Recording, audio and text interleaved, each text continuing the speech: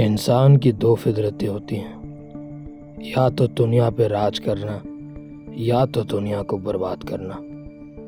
और जब भी किसी मनुष्य को दुनिया पे राज करने का भूत सवार होता है ना, तो वो कुछ समझ नहीं पाता है मैं अच्छा कर रहा हूँ या बुरा। तो क्या अथर्व शर्मा के अच्छे कर्मों का फल उसे मिलेगा या फिर कहानी में कोई नई शुरुआत होगी? आइए पता करते हैं मिडनाइट के इस आखिरी एपिसोड में।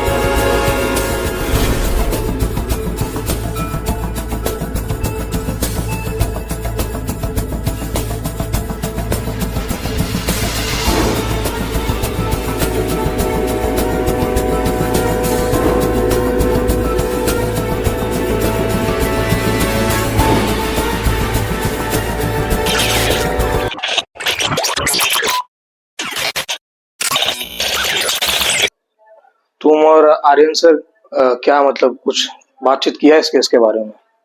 तुम तो सो गया था, हम गए थे रात को आर्यन सर का घर। हम लोग बहुत ट्राई किए, बहुत मेहनत किए इसका लोकेशन ट्रैक करने का, लेकिन कुछ पता नहीं चला यार। हमको समझ में नहीं आ रहा भाई कुछ। हमको लगता है इस केस का कुछ होने वाला है। तुम आर्यन सर पे और मेरे पे भरोसा रखो, आज चलते हैं, जरूर कुछ ना कुछ तो हो ही जाएगा। पता नहीं यार, देखो वो भी आज आखिरी उनका भी है। अगर आज नए केस सॉल्व हुआ तो वो भी डिपार्टमेंट निकाल देगा इस केस से, उनका अलग ही है। ठीक है ना, चल सर इन्वेस्टिगेट तो करना पड़ेगा बढ़िया से। हाँ, वो वेबसाइट खोलो शौर्य, जो मैंने तुम्हें बताया था। सर ये वेबसाइट तो खोल दिया हूँ, लेकिन यहाँ पर बहुत लिंक पॉपअप आ रहा है। तब से लिंक फ्लैश हो रहा है। जरा देखता हूँ मैं। ये तो कोई ऑनलाइन कुछ है, लाइव कुछ चल रहा है, वेबसाइट है शायद ये। एक सेकंड सर, ये हम लोग को ऐसा खोलना चाहिए क्या लिंक वगैरह? मैं देखता हूँ मैं ये लिंक स्टार्ट कर दिया। क्यों भाई मिस्टर आर्यन शास्त्री, कैसा लगा अभी तक का? ये लाइव चल रहा है। वो कहते हैं ना कि रहते हैं आसपास ही मगर साथ नहीं होते। कुछ लोग जलते हैं पर खाक नहीं होते। ये आवाज सर, ये आपको कैसे जानते हैं? शौर्य, तुम वही सोच रहे हो क्या जो मैं सोच रहा हूँ? सर कहीं ये अथर तुम्हारे दिमाग में ये आ रहा होगा कि इनकी इतनी फट क्यों रही है। सर आपको ऐसे क्यों बोल रहा है? आर्यन सर, आप कष्ट करेंगे मेरा परिचय देने के लिए या हमको खुद ही देना होगा? सर ये क्या बोल रहा है? कहीं अरशद अली? अरशद अली कौन है? ये हमारी सोच से बहुत खतरनाक है अथर्व। आर्यन, तेरी औकात ही नहीं है और ना ही इस डिपार्टमेंट की कि इस शख्स को पकड़ सके। छुप के तो तू बैठा है अपने बिल में, कभी निकल तो बाहर, तब ऐसा कुछ कहना मुझसे। चलिए घबराइए मत जनाब, इस किस्से को मैं शुरुआत से समझाता हूँ। शुरुआत में मैंने इसका अकाउंट हैक किया, दूसरे दिन इसके घर के नीचे आग लगाया, तीसरे दिन पोस्टर, चौथे दिन मैंने इस पर हमला करवाया और पांचवें दिन शौर्य पर हमला करवाया। मेरा मकसद कुछ अलग है। मकसद? तुम हो आर्यन शास्त्री, मेरा मकसद तुम हो। ये तो बस एक जरिया था, तुम्हारी मेरी दुश्मनी का तो तुम्हें पता ही है ना। कौन सा दुश्मनी सर? लंबी कहानी है सर, फिर कभी विस्तार से। क्या है ना सर, जब पूरे दुनिया पर राज करने का भूत सवार होता है ना, तब नहीं समझ आता कुछ। आर्यन सर, इस केस को फिर से स्टडी करिएगा, मेरा मकसद खुद पता चल जाएगा। सर ये एक सेकंड, ये क्या हो रहा है? ये कौन सा वीडियो था? और ये आपसे दुश्मनी हमें जरिए ये समझ में नहीं आया हमको। ये अरशद अली कौन है अचानक से?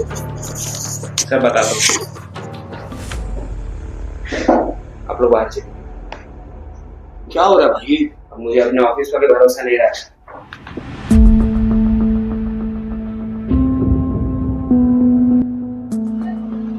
सर ये केस कहाँ पहुंच गया? ये अरशद अली कौन है? ये क्या नया मुद्दा उठ गया इस केस में?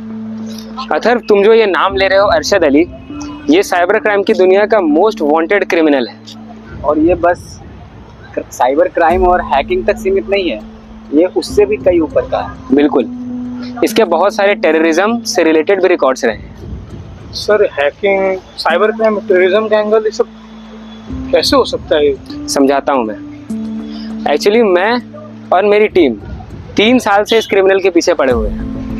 3 सालों में हमने बहुत सारी इन्फॉर्मेशन इसके निकाली है, जिसमें से सबसे ऐसी चीज़ें हैं जो कि तुम सोच भी नहीं सकते इसने ऐसे ऐसे कांड किए हैं। सबसे बड़ा इसका जो फीड है वो है, इसने 2022 पे हिंदुस्तान पे हमला किया था।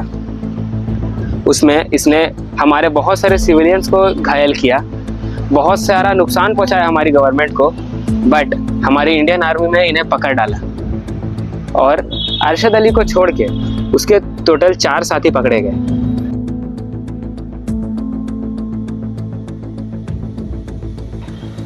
तो अरशद अली नहीं मिला?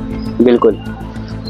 उस दौरान अरशद अली अपने साथियों को पकड़वा के किसी तरह से भाग गया और वो आज तक उसके बाद देखा ही नहीं। उस टाइम के बाद से पाकिस्तान ने उसे बैन कर दिया, जैसे पाकिस्तान को पता चला उसके बारे में। लेकिन मुझे लगता है बस ये कहने की बात है, और सिर्फ पाकिस्तान ही नहीं, पूरा एशिया ही उसे बैन कर चुका है। अपने हर एक कंट्री ने उसे बैन कर चुका है। इस कदर का हैकर है वो। अतः तुम जितना सोच रहे हो, ये कोई छोटा मोटा क्रिमिनल नहीं है, ये उससे भी कई ऊपर लेवल का। बिल्कुल। सर वो सब तो ठीक है, पर आपसे इसका क्या दुश्मनी और हम मुझसे क्या कनेक्शन है?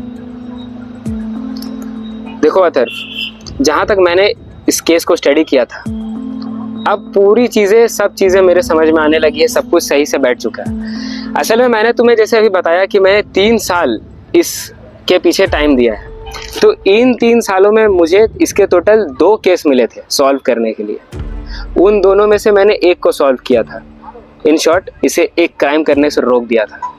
और अरशद अली जो ये इंसान है, ये बहुत ही ईगोइस्टिक इंसान है, जो कि अपनी हार को कभी भी स्वीकार नहीं करेगा।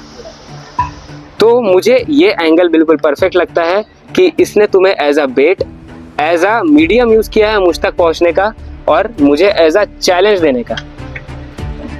अब हमको सब समझ में आ रहा है कि यहाँ पर एक हैकर नहीं है, हैकर 2 है। क्या? हाँ। Make sense. इसका मतलब मेरे ऊपर जो अटैक हुआ था वो कोई और था, इनके ऊपर जो पार्क में हमला हुआ, मोबाइल चुराने की कोशिश किया, वो भी कोई और था, और जो तुम्हारे ऊपर अटैक हुआ रात में, नो डाउट वो भी कोई और था। यानी कि अकेले तो खैर नहीं कर रहा, इतना बेवकूफ नहीं है। आप लोग खुद सोचो कि कोई इतने सालों से क्राइम करके छुपा हुआ है कहीं पर, और वो अचानक से हमारे सामने क्यों आ जाएगा? बिल्कुल। और देखा जाए तो हमारा जो ये शक है 2 हैकर्स वाला, उसमें भी अरशद अली को हमने फाइंड नहीं किया है, वो खुद हम तक आया है। उसने हम अपनी पहचान खुद रिवील की है। चाहता था कि हम जाने कि वो कौन है। बिल्कुल। अभी जो फिलहाल ये जो चीज़ें भी हो रही है, भी उसके ही प्लान का हिस्सा है।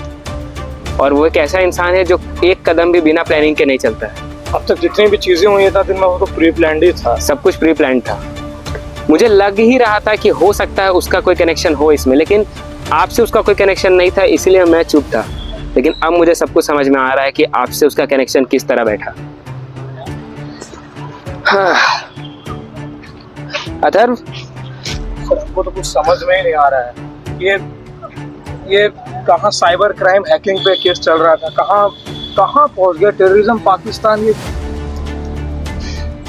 उसने मुझसे लास्ट टाइम कहा था कि तुम दोनों के बीच से हट जाओ, ये तुम्हारा मैटर नहीं है। एग्जैक्टली, क्योंकि वो मुझे एज अ अपना राइवल समझता है और मुझ तक पहुंचना चाहता था। उसका कोई मकसद ही नहीं था अथर्व को कुछ परेशान करने का, पर उसका प्लानिंग सक्सेसफुल हुआ, उसने इसे परेशान किया और इसके थ्रू मुझ तक पहुंच गया।